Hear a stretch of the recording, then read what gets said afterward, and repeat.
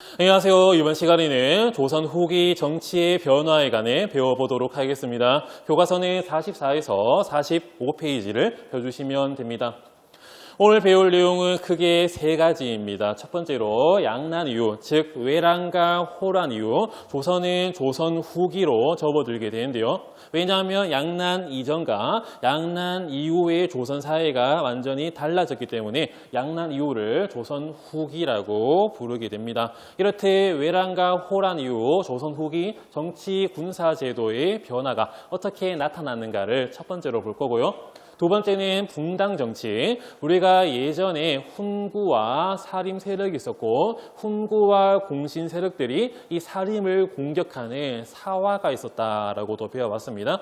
이렇듯 공격을 받던 사림 세력들이 사화를 통해서 세력이 많이 약화되었지만 지방의 서원과 향약을 기반으로 끝까지 살아남은 결과 조선 왕이었던 선조띠로 정권을 잡았다라고도 배워봤고요. 이렇게 정권을 잡은 사림 세력들이 김효원, 심의겸 세력의 대립의 결과 각각 동인과 서인으로 갈라졌고 이때부터 붕당 정치가 전개되었다라고도 배워봤습니다. 이렇듯 동인과 서인으로 나뉘었던 붕당 정치가 어떻게 전개가 되었고 또 그 속에서 어떻게 세력이 분화되었는가. 자, 그리고 또 시간이 가면 갈수록 상호 대립을 하지만 상호 인정하고 공존하고 비판하던 뭔가 이상적인 이 붕당 정치가 어떻게 변질되었는가. 서로를 인정하지 않고 서로를 죽고 죽이는 붕당 정치의 변질이 어떻게 일어났는가를 두 번째로 배워볼 겁니다. 마지막 세 번째로는 탕평 정치, 방탕한 거를 평정하겠다라고 하는 이 탕평 정치가 어떻게 일어났는가를 세 번째로 볼 겁니다. 아마 여기서 방탕이라고 하면 붕당 정치의 변질일 건데 이러한 붕당 정치의 변질을 어떻게 평정, 깨끗하게 했는가를 영조, 정조라고 하는 대표적인 왕을 통해 배워보도록 하겠습니다. 그럼 먼저 양난 이후 임진왜란, 정묘호란, 병자호란 이러한 외란과 호란을 거치면서 이 조선 후기 정치 군사제도의 변화가 어떻게 나타났는가를 보도록 할게요. 여기 칸이 한 칸, 두 칸, 세 칸, 네 칸이 있는데 여기 두 칸과 세 칸 사이를 띄워놓고 봐주시면 감사하겠습니다. 먼저 양난 이후 정치의 변화입니다. 이 큰 칸에 들어갈 기구는 바로 비변사입니다. 이 비변사의 뜻은 별난에 대비하기 위한 임시기구, 즉 전쟁이라든지 반란이라든지 이런 별난에 대비하기 위한 임시기구가 바로 비변사였는데요. 이 임시기구였던 비변사가 어떻게 국정 최고기구가 되었는가를 한번 보도록 하겠습니다. 먼저 설치 배경입니다. 국방 문제에 대비하기 위해, 즉 별난에 대비하기 위해 임시기구로 설치되었다가 이 왜구들, 자 일본 해적, 도적의 침입을 막는 그런 상황 속에서 항상 설치되어 있는, 자 임시가 아니라 항상 설치되어 있는 이 상설 기구가 되게 됩니다. 자 그러다가 그 권력이 강화되는 과정을 거치게 되는데요. 여기 있는 이 양난, 임진왜란과 정묘호란, 병자호란, 자 외란, 호란을 거치면서 국가의 중요한 정책을 모두 맡아보게 됩니다. 그 이유를 우리가 한번 보도록 하겠습니다. 우리가 국가에서 명령을 하고 명령을 내리는 그런 체제를 한번 보도록 하는데요. 대표적으로 우리 의정부 서사제에 대해서 한번 예시로 어떻게 비변사가 강해졌는가를 한번 보도록 하겠습니다. 자, 먼저 지방에서 어떤 변란이 일어났어요. 자, 왜구들이 쳐들어왔다라고 합니다. 그러면 지방에서 당연히 육조에다가 보고가 올라옵니다. 대체로 아마 병조, 오늘날 국방부를 할 수 있는 병조에 보고가 올라오고요. 육조에서 그러면 의정부로 보고를 하고요. 의정부의 삼정승들, 영의정, 우의정, 좌의정이 여기 있는 왕에게 보고를 합니다. 자, 그러면 왕은 다시 의정부에게 명령을 하고 의정부는 다시 육조에 명령해가지고 누구를 장수로 보내고 예산은 어떻게 하고 어떻게 전쟁에 대비할 것인가를 명령하고요. 다시 합의된 상황을 보고하고 다시 보고하고 명령하고 이 지방의 최종 결정 사항을 딱 내리면 이 변란 어떻게 될까요? 이미 끝났습니다. 전쟁과 변란, 반란은 상황에 따라서 빠르게 대비해야 하기 때문에 그 스피드, 속도가 필요하거든요. 이때 등장한 게 아까 언급했던 바로 비변사였습니다. 자, 그러면 예시로 자 지방에서 무슨 일이 벌어졌어요. 그러면 중앙에 보고되는데 이때 바로 요 비변사를 통해서 보고가 됩니다. 이 비변사에는 고위 관리들, 뭐 정승이라든지 아니면 판서 이런 장관급 사람들이 함께 모여가지고 회의를 하고요. 여기서 바로 왕에게 보고하기 때문에 서로 이조에서 병조 물어보고 호조에서 물어보고 의정부 보고하는 그런 명령 체계가 단순화되게 됩니다. 그러면 이 양란이 즉 외란과 호란이 끝나고 난 다음에도 이 체제가 상당히 편리했기 때문에 이 양란 종료 이후에도 비변사의 편리성 때문에 비변사에 많은 대신들이 모여 회의를 하게 되고 이 비변사가 의정부를 넘어서는 국정 최고의 기구가 되게 되는 겁니다. 그러면 다시 돌아와가지고 우리 PPT를 보도록 하겠습니다. 이렇듯 비변사가 보고와 명령 체계의 편리성 때문에 양난을 거치면서 국가의 중요한 정책을 모두 맡아보게 되고요. 조선 통치체제의 중심기구로 조선 후기에 자리 잡게 됩니다. 그리고 또 의정부와 육조 중심의 행정체계가 유명무실, 이름은 있지만 그 실상은 없게 되는 유명무실화되는 상황에 이르게 됩니다. 그 다음 내려가서 군사제도의 변화를 보도록 하겠습니다. 임진왜란 중에 이 훈련도감이라고 하는 군 부대가 설치되게 되는데요. 왜냐하면 당시에 일본군의 강력한 조총 때문에 이 조총에 훈련하고 이 조총에 대비하기 위해서 이 훈련도감이라고 하는 군 부대가 만들어지게 됩니다. 자, 이후에는 점차 중앙군이 5개 정도로 늘어나게 되는데요. 5군령 5개의 군 부대 중심의 중앙군 체제가 확립되게 됩니다. 훈련도감을 시작으로 어영청, 총용청, 수어청, 금영 이렇게 5개의 사단, 5개의 군부대의 5군령 체제가 점차 확립하게 됩니다. 밑에 내려가게 되면 자, 효종실록에 들어가 있는 비변사에 대한 기록인데요. 한번 읽어보도록 하겠습니다. 요즘 비변사가 크고 작은 일을 모두 취급합니다. 의정부는 이름만 남아있고 육조는 할 일을 모두 빼앗겼습니다. 왜냐하면 의정부와 육조의 관리들이 비변사에 가서 많은 일들을 하기 때문에 한 번에 회의하면 편하기 때문에 이러한 체계가 나왔다라고 하시면 될 것 같습니다. 그럼 뒤에 가서 붕당 정치의 전개와 변질 보도록 할 건데요. 교과서 44페이지에 있는 내용입니다. 그다음에 간략하게 훑어보고 이제 본격적으로 들어가 보도록 할게요. 자, 끝까지 살아남았던 살림 세력들이 자, 여기 선조 때에 이르러가지고 정권을 장악을 합니다. 자, 그에 따라서 김효원 계열이었던 동인, 신의겸 계열이었던 서인, 이렇게 동인과 서인으로 살림 세력들이 분화된 결과 붕당 정치가 전개되게 되는데요. 그러다가 이 동인이 나중에 북인과 남인으로 갈라지게 되고 왕이었던 광해군 때 이 북인이 권력을 독점하게 됩니다. 자, 그러다가 이 인조 반정에 의해서 북인 세력들이 몰락하게 되고요. 이 인조 반정을 주도했던 이 서인과 여기에 참여를 했던 자, 남인이 함께 공존하면서 정권을 이끌어 나가는 자, 붕당 정치의 이상적인 모습이 이때쯤부터 시작이 되게 됩니다. 하지만 집권 여당이었던 서인, 제1야당이었던 남인 세력의 이 공존 체제가 그렇게 오래 가지는 못합니다. 자, 현종 때에 이르러가지고 자, 예절로 송사하는 즉 성리학적 예법에 따라서 서로 싸우게 되는 이 예송이 발생하고요.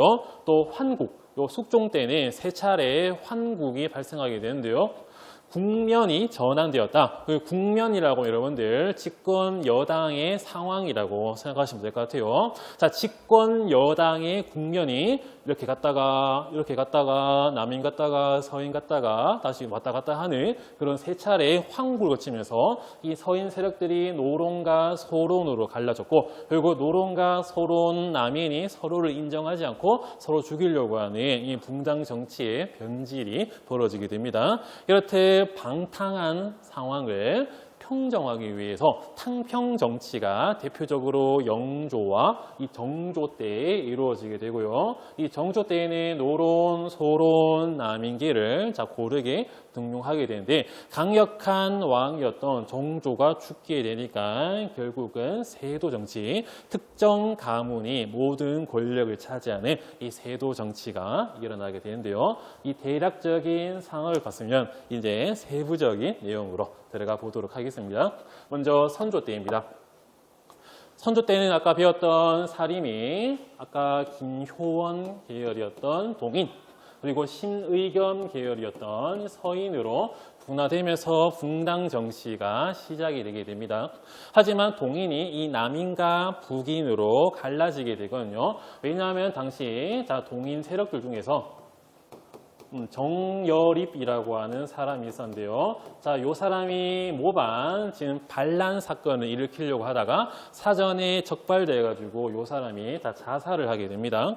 그러면 상대방이었던 이 서인이 이 정여립의 모반 사건을 계기로 이 동인을 엄청나게 공격을 하게 되는데요. 이때 서인의 대표적인 수사반장이 삼인고 이런 것들을 지었던 송강정철입니다.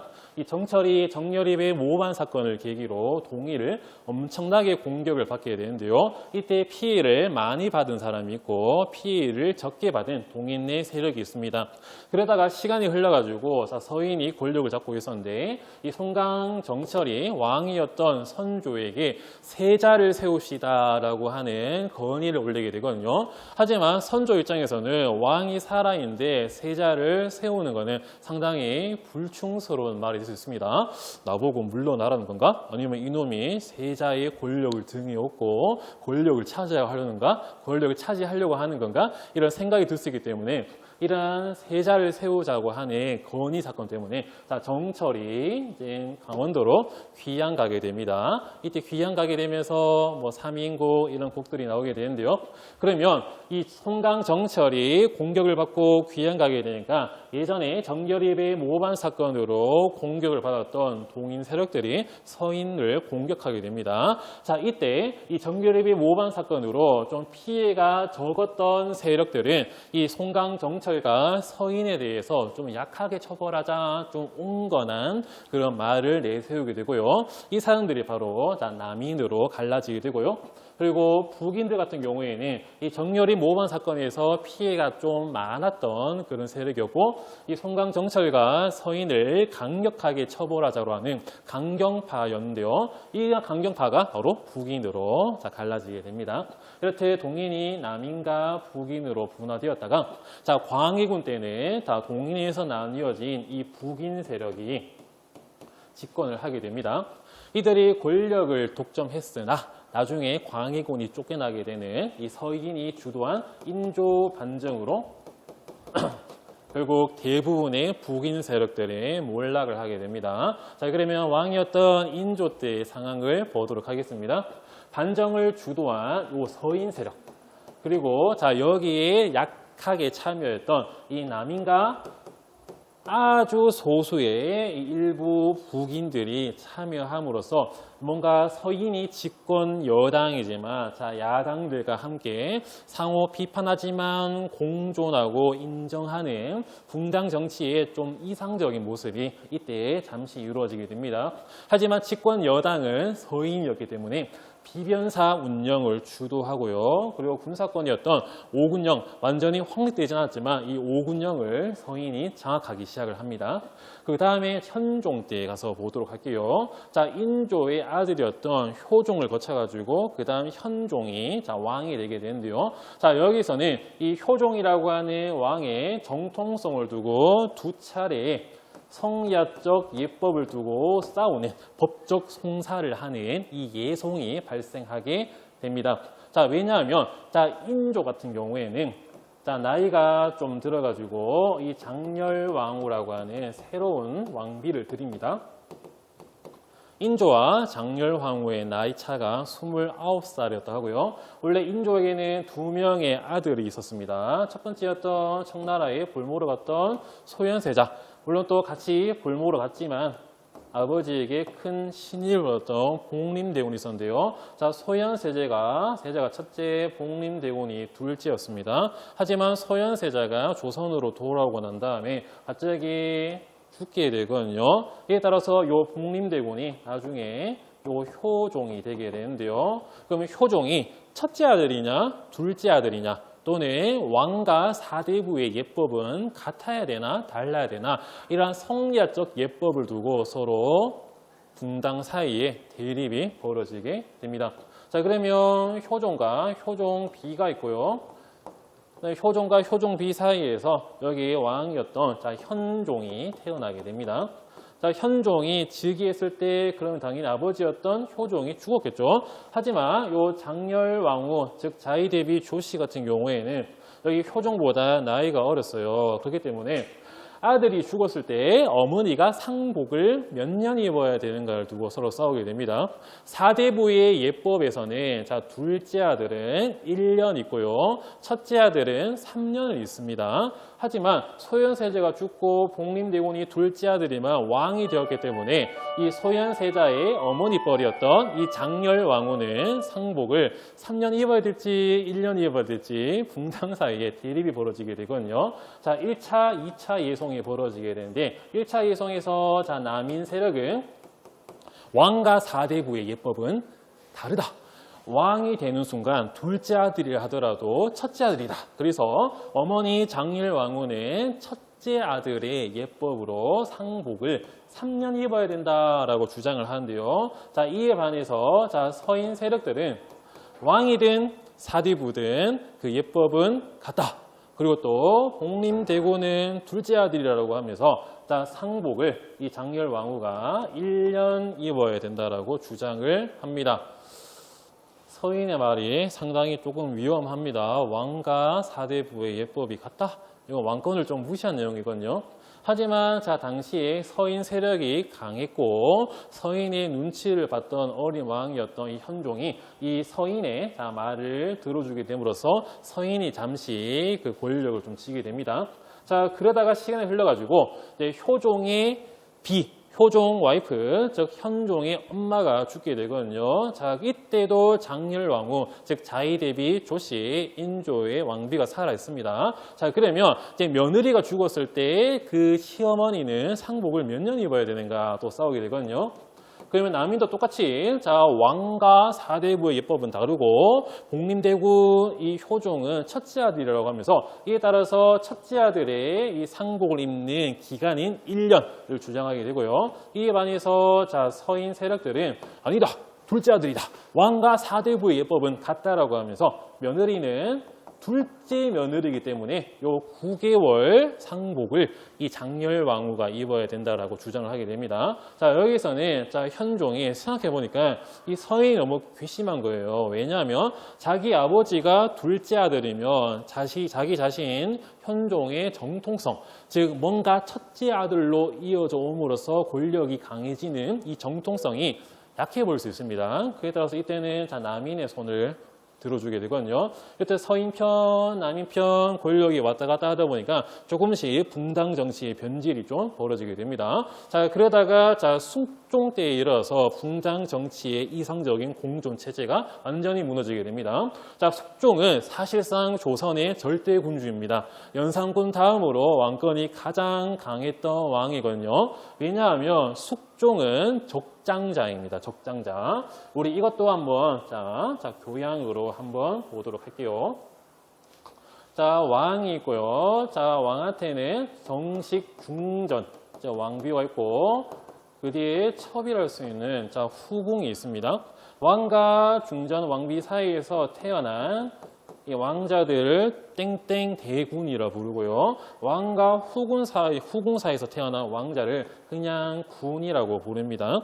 그러면 이 중전이 아마 처가 될 거고 이 후궁이 첩이 될 건데요. 이 대군들을 바로 적자라고 부르고요. 요 후궁의 궁들을 이른바 서자라고 쓰는데 숙종은 현종의 적자이자 적장자입니다. 모든 왕자들 중에서 첫째고요. 그다음에 중전 왕비의 아들입니다. 그렇기 때문에 정통성이 엄청나게 강했던 왕이 되는 순간 그 권력이 하늘을 찌르던 그런 왕이었거든요. 이 강력한 왕권을 바탕에 해서 이 분당을 이리 갔다 저리 갔다 이 국면을 전환시키는 황국을 일으키게 되는 겁니다. 자, 그러면 숙종 때의 분당 정치의 변질 보도록 하겠습니다. 이 숙종 때는 강력한 정통성 왕권을 기반으로 분당을 누르고 왕권 강화를 위해 직권 분당을 바꾸는 이른바 요 환국이 발생하게 됩니다. 처음에는 남인, 서인, 남인, 다시 서인으로 돌려버리는 이 국면이 전환되는 환국이 벌어지게 되거든요. 그래서 왕이 마음대로 다 나가, 다 유배가, 너 사양 먹어라고 하면서 이 분당들을 막 전환시키다 보니까 왕권은 일시적으로 강화되지만 서로 전환되다 보니까 서로를 인정하지 않고 무조건 죽이고 죽이는 이런 상호 공존 원칙이 완전히 무너지게 됩니다. 그에 따라서 상대 분당을 인정하지 않고 상대 분당을 걸리면 다 죽인다. 바로 탄압하는 그런 문제가 생기게 되고요. 자, 숙종이 죽고 난 다음에 왕이 계승에까지 이 분당의 대립이 벌어지게 됩니다. 자, 숙종의 와이프였던 장희빈이 있고요. 또 숙종의 후궁이었던 숙빈 최씨가 있는데요. 자, 장희빈의 아들이 바로 경종이고 무소리 출신이라고 추측이 되는 숙빈 최씨의 아들이 바로 영조입니다. 이렇듯 숙종의 두 아들들 경종과 영조의 대립에까지 이러한 소론, 노론, 이러한 분당의 대립이 벌어지게 되고요.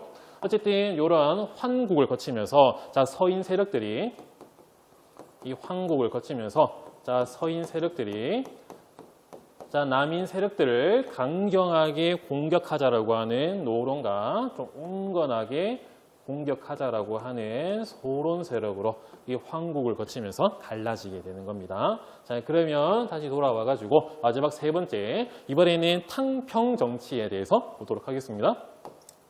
지금 앞에도 얘기했지만 방탕한 이 분당 정치의 대립과 변질을 평정하겠다라고 하는 이 탕평 정치가 어떻게 영조, 정조 때 이루어졌는가를 보도록 할게요. 자, 먼저 영조입니다. 영조는 왕이 됐을 때 탕평파를 만들어가지고 이들을 중심으로 전국을 운영합니다. 이제 분당 너희 함부로 나서지 마라. 너희는 이제 모두가 일당 탕평이라고 하면서 전국을 운영하고요. 정치 국면 이를 딱 보여주기 위해 성균관 앞에 이 탕평비를 건립하고요. 그리고 여러 가지 색깔을 분당에 빗대어 가지고 묻혀서 먹는 탕평채도 만들어 먹기도 했습니다. 그리고 또 영조 때는 이 분당의 기반이었던 이 서원을 정리합니다.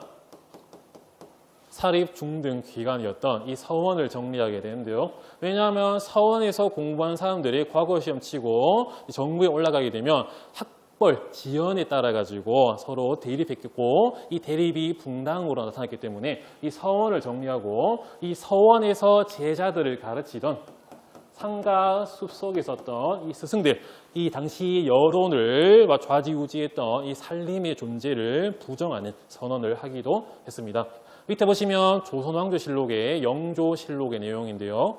영조가 이런 말을 합니다. 자, 분당의 폐해가 지금보다 심한 적이 없었다. 처음에는 유학의 학설 문제로 분쟁을 일으키더니 이제는 상대편에 있는 사람들을 모두 역적의 당으로 몰아붙이고 있다. 걸리면 죽는다 이 말입니다. 지금 새로 일어날 시기를 맞아 과거의 허물을 고치고 새로운 정치, 탕평 정치를 펴려고 한다. 여러 신하가 당을 짓는, 이 그룹을 짓는 잘못된 습관을 제거하고 공평으로 돌아가도록 힘쓴다면 그것이 어찌 나라를 위할 뿐이겠는가라고 영조가 탕평에 대한 의지를 말하기도 했습니다. 하지만 영조는 그 세력이 약했기 때문에 좀 자기 외가 세력을 중심으로 전국을 좀 운영되고요. 자, 노론들한테 조금은 좀 흔들리게 되는 그런 모습도 자, 보이게 됩니다. 자, 그러다가 영조의 손자, 자, 사도세자의 아들이었던 정조의 탕평 정치를 보도록 하겠습니다.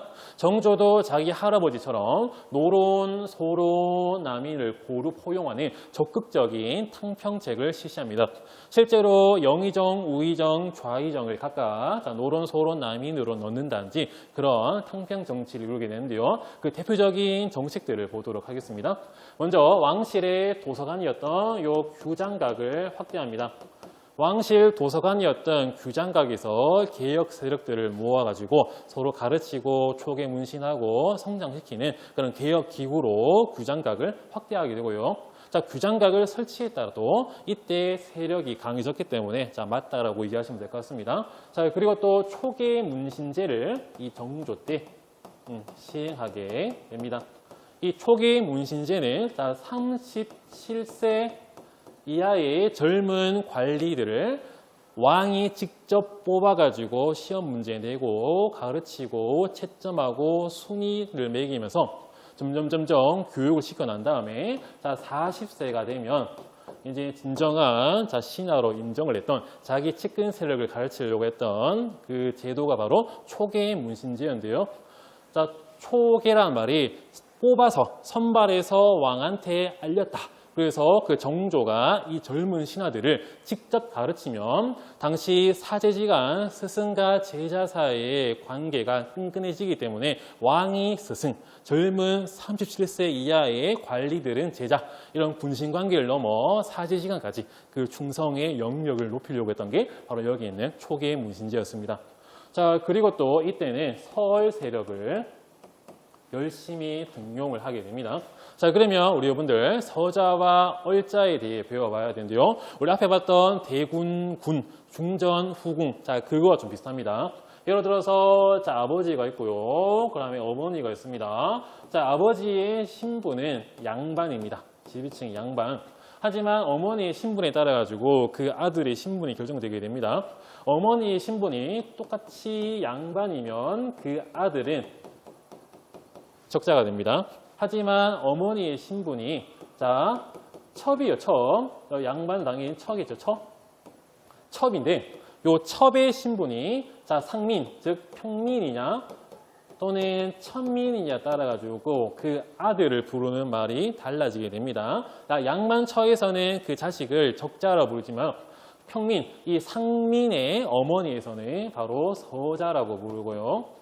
천민이 어머니면 그 자식은 얼자라고 부르게 됩니다. 홍길동이 아버지를 아버지라 부르지 못하고 한 이유가 아버지 신분은 양반이지만 홍길동은 서얼이었기 때문에 그렇게 신분의 차이로 아버지를 아버지로 부르지 못한다라고 말하고 있었거든요.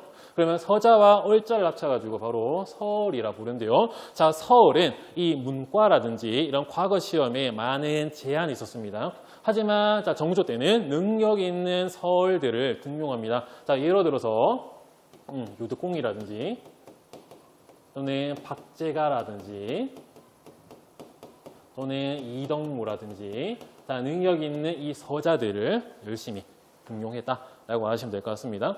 자, 그리고 또 정조 때는 왕의 친위 군부대, 왜냐하면 당시 5군년간 군 체제는 이 노론 세력들이 많이 잡고 있었기 때문에 자기만의 친위 부대인 이 장용령을 설치해서 자, 왕의 권위를 키우려고 했고요. 자, 그리고 또 개혁 도시로서 자기 아버지 사도세자의 그런 명분과 정통성을 올려주기 위해서 이 수원 화성을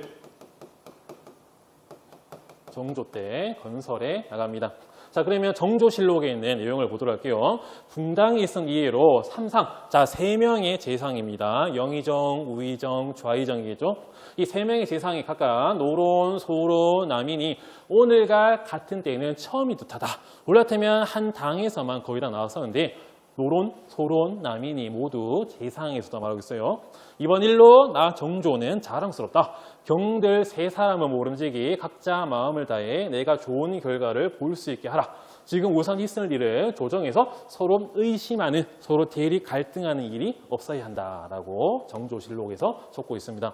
자, 하지만 탕평 정치의 한계를 보도록 할게요. 이 영조와 정조 때는 붕당 간의 대립이 일시적으로 완화됩니다.